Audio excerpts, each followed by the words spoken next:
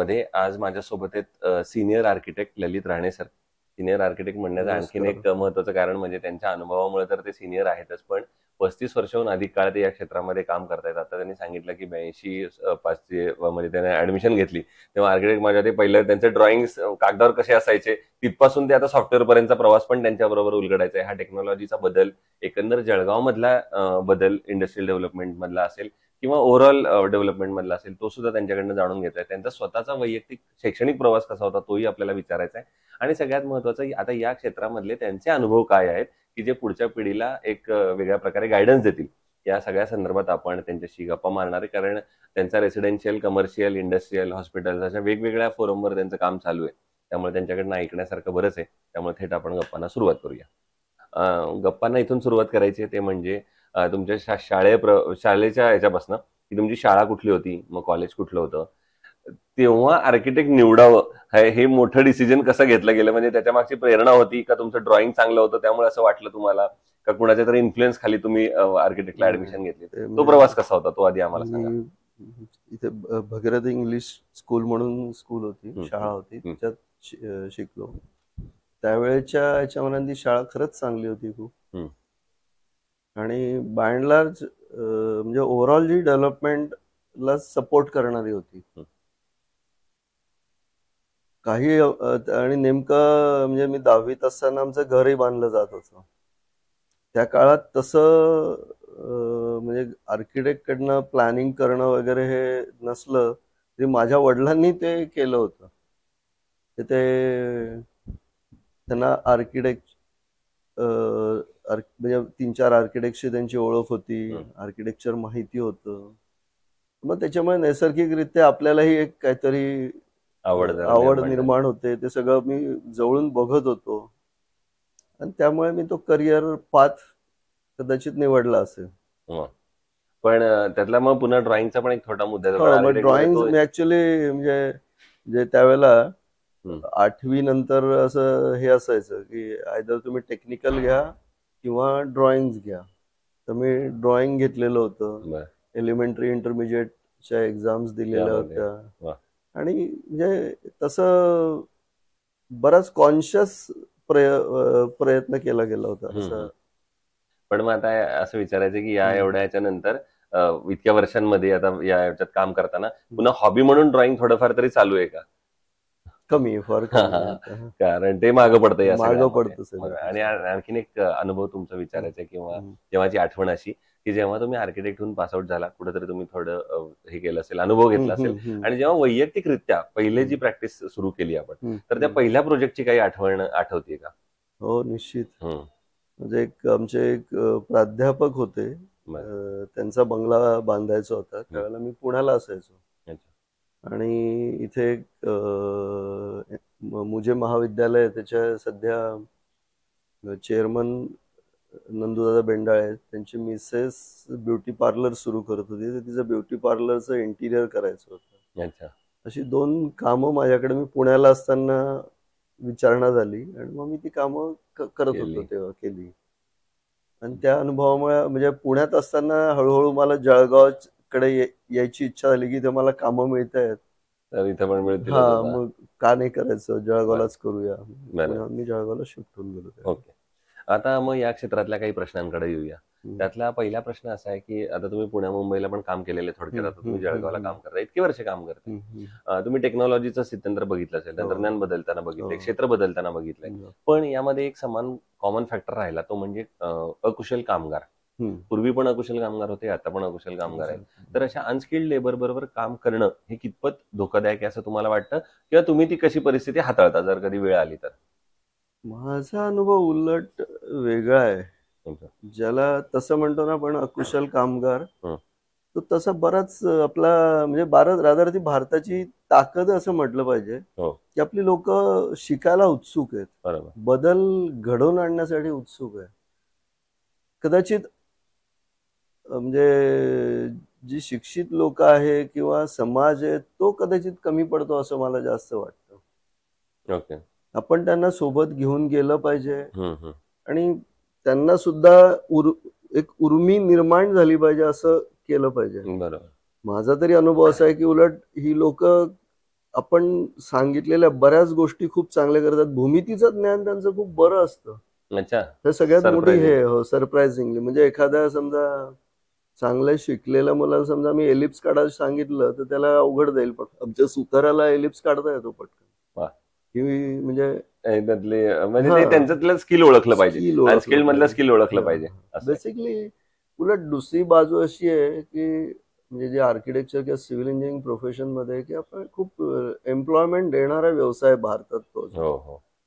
तर त्याच्याकडे खूप सिरियसली बघितलं गेलं. शासनाने पण लोकांनी पण बघितलं पाहिजे. बरोबर. आणखीन एक याच्यातला महत्वाचा मुद्दा आहे म्हणजे कन्स्ट्रक्शनला सुरुवात करण्यापूर्वीच जो प्लॅन पहिला असतो, रचना किंवा आराखडा, तर तो तुमच्या मते त्याचं महत्व काय आणि तुम्ही त्याच्यावर कसं काम करता? त्याचं महत्व तर खरं अनन्यसाधारण हो, आहे. हो.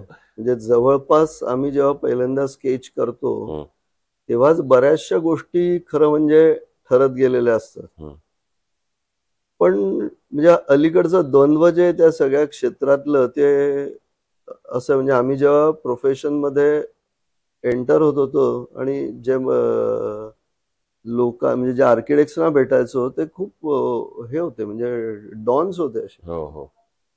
म्हणजे चार्ल्स कोरिया Stalwarts होते, असतील, हो. हा स्टॉलवर्ड्स होते. तर या सगळ्या लोकांचं वाचत आणि हे करत आम्ही शिकलो. हो. आणि असं वाटायचं की समाजाने किंवा वैयक्तिक लोकांनी आम्ही जे सांगतो त्यावर सिरियस असायला पाहिजे, गांभीर्याने घेतलं पाहिजे. बरोबर. अलीकडे थोडंसं असं होत चाललंय की व्यवसायातलं जे हे असतं म्हणजे काही प्रमाणात तज्ज्ञ सत्ता असायला लागते ती कमी होती असं हो. जाणवतं. बरोबर. व्यवसाय मिळवण्यासाठी बऱ्याचदा लोक जे हे करतात, कॉम्प्रोमाइजेस करतात, त्याचाही कदाचित तो परिणाम असावा. बरोबर. म्हणजे कुठंतरी हे लोकांच्या गरजा तुम्ही ओळखल्या पाहिजे, पण तज्ज्ञ सत्ता असलीच पाहिजे. असलीच पाहिजे. त्याच्यावरचाच पुढचा प्रश्न आहे. मग हम्म. तुम्ही म्हणाल तसे इतके तज्ञ लोक आहेत, वर्षानुवर्ष काम अनुभव असणार आहेत, त्यातले आता तुम्ही पण एक आता असं म्हणायला हरकत नाही. पण अनुभवी आर्किटेक्ट निवडणं हे का महत्वाचं आहे असं तुम्हाला वाटतं? म्हणजे त्याचं वेगळेपण काय असतं? खूप साऱ्या छोट्या छोट्या गोष्टी असतात, ज्या छोट्या गोष्टी त्यांनी वर्षानुवर्ष खरं म्हणजे असं गमतीने म्हणायलाही हरकत नाही की चुका करून शिकलेले असतात. अगदी नक्कीच. असं हे नाही, कुणी म्हणजे शेवटी व्यक्ती आहे आणि कुठल्याही चुकांची कॉलेजमध्ये किंवा ह्याच्यात असं परिपूर्ण ज्ञान मिळणं अवघडच आहे. अवघड आहे. हो. पण ते जे ऍड झालेलं असतं वर्षानुवर्षाचं संचित, ते समोरच्या माणसाला खूप उपयोगी ठरू शकतं. नक्की. आणि खरं म्हणजे आता असं झालंय की काही वेळेला असं याच्याने वाटतं की जे काही एक अशी दिशा आहे मोठ्या शहरांमध्ये किंवा ह्याच्यात की स्ट्रक्चर्स अजून ड्युरेबल कसे होतील, अजून उत्तम कसे होतील ह्याच्याकडेचा प्रवास आहे. आणि काही म्हणजे छोट्या ह्याच्यामध्ये जिथे इकॉनॉमीज तेवढ्या ग्रो झालेल्या नाही आहेत दुर्दैवाने, तिथे विरुद्ध दिशेचा प्रवास आहे की ते कॉम्प्रोमाइजेस अयोग्य ठिकाणी करते. बरोबर. अगदीच हे द्यायचं आलं तर आरसीसीचं कन्स्ट्रक्शन मध्ये खूप काळजी घेतली पाहिजे, डिझायनर्स पासून आर्किटेक्ट पासून जो काम करणार आहे त्यांनी. तर ती कदाचित काही वेळेला आम्हाला हे होईल बोचेल इतपत घेतली जात नाही असं दिशा आहे काही वेळेला. आणखीन एक यातला जरा वेगळा प्रश्न आहे थोडका. म्हणजे तो तुम्ही सांगितलं जसं पुण्याला काम करून तुम्ही जळगावला पुन्हा आलात, इथले तुम्ही लहानाचे मोठे झाले, त्यामुळे एक बदलते जळगाव सुद्धा बघितलंय. त्या अनुषंगाने हा प्रश्न आहे. ते म्हणजे एक आर्किटेक्ट म्हणून तुम्हाला काय वाटतं, जर जळगावचा सर्वांगीण विकास जळगाव जिल्ह्याचा आता भविष्यात आपल्याला बघायचा असेल, पुढच्या 15-20 वर्षात बघायचा असेल, तर कुठल्या मुद्द्यांवर, कुठल्या सेक्टरवर, कुठल्या क्षेत्रांवर आता काम करण्याची गरज आहे आर्किटेक्ट म्हणून असं तुम्हाला वाटतं? आर्किटेक्ट म्हणून खरं म्हणजे आर्किटेक्ट पेक्षा आमच्यातला जो सुप्त अर्बन प्लॅनर असतो ना, तो त्याला जास्त गोष्टी खटकतायत. जळगाव असेल किंवा ही सगळी जी गावं असेल किंवा जे रिजनल प्लॅनिंग आहे हे खूप महत्वाचं आहे आणि त्याच्यावर फारसा भर दिला जात नाही समाजाकडनं पण. आणि जे अधिकारी किंवा कोण, बेसिकली अर्बन प्लॅनिंग आपण ओव्हरऑलच आपल्या देशात खूप कॅज्युअली घेतोय, खूप कॅज्युअली. आणि त्याच्याने इतके सारे प्रश्न निर्माण होत आहेत म्हणजे आपण प्रश्नांच्या सुटका करता करता पुन्हा प्रश्नांची जाळी तयार करतोय. काही महत्वाचा मुद्दा मांडलात. हम्म. पण मग अशा वेळेला मग शासनाकडनं काय अपेक्षित किंवा शासनानं काय पावलं उचलली पाहिजेत असं तुम्हाला वाटतं? शासनाची याच्यातली जी भूमिका आहे ना ती खूप ऑथॉरिटेटिव्ह आहे. हम्म. त्यांना सामान्यपणे असं वाटतं की आर्किटेक्ट्स आहेत किंवा आहेत हे फक्त त्या क्षणी त्यांना जे काही सूचना दिल्या आणि त्यांनी सूचना घेतल्या की ते शासकीय पद्धतीने हे झालं की संपलं. खरं म्हणजे असं नाहीये. बरीचशी लोक त्या क्षेत्रात म्हणजे त्या एरियात, समजा मी जळगावमध्ये काम करत असेल किंवा जळगावच्या आजूबाजूला काम करत असेल तर आम्ही बऱ्याच गोष्टींवर विचार करत असतो, पण आमचं विचारांना कुठलाही प्लॅटफॉर्मही मिळत नाही किंवा कुणी त्याला फारसं महत्वही देत नाही. ते जास्त हर्ट होणार असतं. म्हणजे कुठल्याही व्यावसायिक, जसं तुम्ही व्यवसाय करताय, तुम्ही स्टील विकताय, तर तुम्ही स्टील विकत असताना तुम्ही सगळं काही फक्त विकणे ह्या याच्याने नाही करत, त्याच्यात सामाजिक बांधिलकी सतत असते.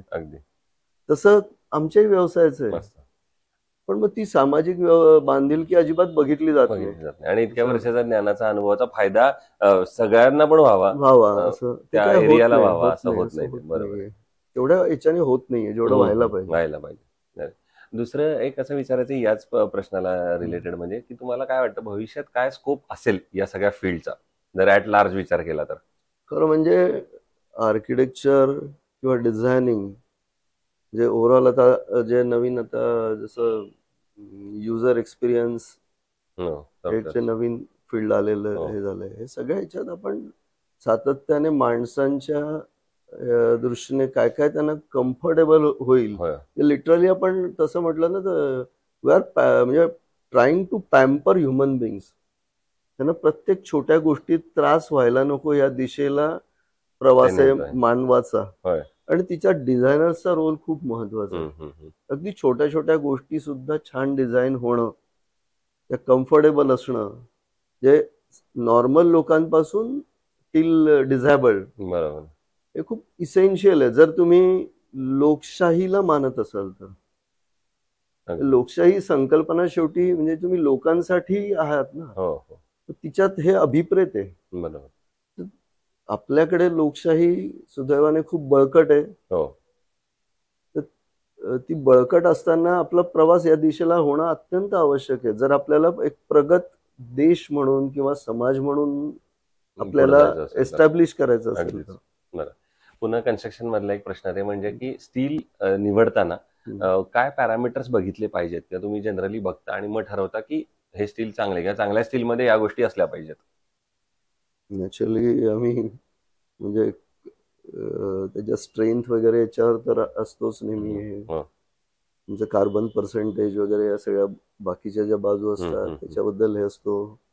नंतर योग्य वेळेत मिळणं, अवेलेबिलिटी पण एक महत्वाची आहे. आणि टू सम एक्सटेंट मग रेट्स हा हे असतो, फॅक्टर असतो. पण माझ्या मते मी रेट्स या गोष्टींपेक्षा क्वालिटेटिव्ह आस्पेक्ट महत्वाचा हे करतो, आणि तो महत्वाचाच आहे. कारण बऱ्याचदा इकॉनॉमी जी म्हणतो आपण ती फॉल्स इकॉनॉमी पण होऊ शकते, तर ते व्हायला नको. आणि मग आयकॉन स्टील तुम्ही कुठल्या प्रोजेक्टवर वापरले का यापूर्वी, किंवा तुमचा कसा आहे अनुभव? चांगलाच आहे खूप ठिकाणी. म्हणजे असं म्हणजे क्वालिटी म्हणून पण, प्रॉडक्ट म्हणून पण, सर्व्हिस म्हणून पण चांगलाच आहे सगळीकडे अनुभव. आणि आता अगदी शेवटचा प्रश्न ते म्हणजे या फील्डमध्ये आता जे तरुण इंजिनियर आर्किटेक्ट येतात, मग असे तुम्ही बोलताना उल्लेख केला त्यांचा की फील्ड बदलते, स्टॉलवर्ड्स तर आहेतच, पण आता नवीन पिढी पण येते जी तंत्रज्ञानाचा वापर करते, एआयचा वापर करते. तर मग अशा तरुण आर्किटेक्टसाठी तुम्ही काय सल्ला त्यांना द्याल? खरं म्हणजे या क्षेत्रात खूप काम करायला आहे, पण सगळ्यात मोठा धोका जो आहे तो म्हणजे ह्याचाही भाग आहे. म्हणजे काम सतत करणं, नवीन चांगलं देणं, त्याच्याबरोबर सामाजिक बांधिलकी जपणं किंवा निसर्गाचा विचार करणं सोबत, हे सगळं करायची गरज खूप आहे. पण याच्यासोबत त्यांना बिचारांना अर्न पण करायचंय, तर हे खूप मोठं चॅलेंज आहे खरं म्हणजे. दोन्हीचा बॅलन्स करणं. आणि थोडस म्हणजे तसं म्हटलं तर समाज हा एक 80-90च्या दशकात इतका आर्थिक याच्या दृष्टीने हे नव्हतं. आता आर्थिक हे खूप जास्त आहे. खूप आहे जास्त, मुलांना कमवण्याची अपॉर्च्युनिटीज खूप आहेत, अपॉर्च्युनिटीज पण फील्ड खूप आहेत आहेत. आणि हे पण खूप आहेत, म्हणजे ज्याला म्हणतो आपण आमिष पण खूप आहेत. हो हो, पण मग ती आमिष टाळून उत्तम कसं करता येईल याचं याच्याकडं सतत हे ठेवला पाहिजे, ध्यास ठेवला पाहिजे. क्या बात आहे. सो हे होते सिनियर आर्किटेक्ट ललित राणे सर, आणि त्यांनी फार महत्वाचा मुद्दा मांडला की जसं एखाद्या फील्ड वाढतं त्याच्यामधले स्कोप वाढतात, अपॉर्च्युनिटीज वाढतात, पण त्याच्याबरोबर येणारे काही असे फॅक्टर्स पण वाढतात की ज्याच्यामुळे तुम्ही डायव्हर्ट होऊ शकता, तुमच्या कामावर त्याचा परिणाम होऊ शकतो. कारण हे फील्ड असं आहे की ज्याच्यात तुमचं पहिलं काम बघून तुम्हाला दुसरं काम दिलं जातं. त्यामुळे तुम्ही कायम बघितलं पाहिजे की आपलं प्रत्येक काम तितकंच दर्जेदार असावं, टिकाऊ असावं, आणि ज्याच्यातून त्या वास्तूतून आपलं स्वतःचंही नाव तितकंच होत असतं, त्याच्यातून भविष्यात आपल्याला काम मिळत असतं. त्यामुळे ते जेवढे वर्ष वास्तू टिकणार आहे तेवढे वर्ष तुमचं नाव टिकणार आहे, याच्याकडे तुम्ही काळजी घेतली काळजी पाहिजे. घेतली पाहिजे. येस, सगळ्यात महत्वाचं तुम्ही नक्की. बोललात ते. येस. की तर पुन्हा आजही आपल्याला जुनी कन्स्ट्रक्शन पाहिले की आपल्याला तो ज्ञात अज्ञात माणूस ज्याने केलेलं आहे त्याचं त्याचं नाव आपण निघतं, कुठंतरी आपल्याला ऊर भरून आठवण येतो की होते, अरे होय, या यानं माणसाने काय केलंय, काम क्या केलंय बात बुवा. आहे. तर त्यामुळे तुम्ही तुमच्या कामातून तुमचं नाव होत असतं एका प्रकारे.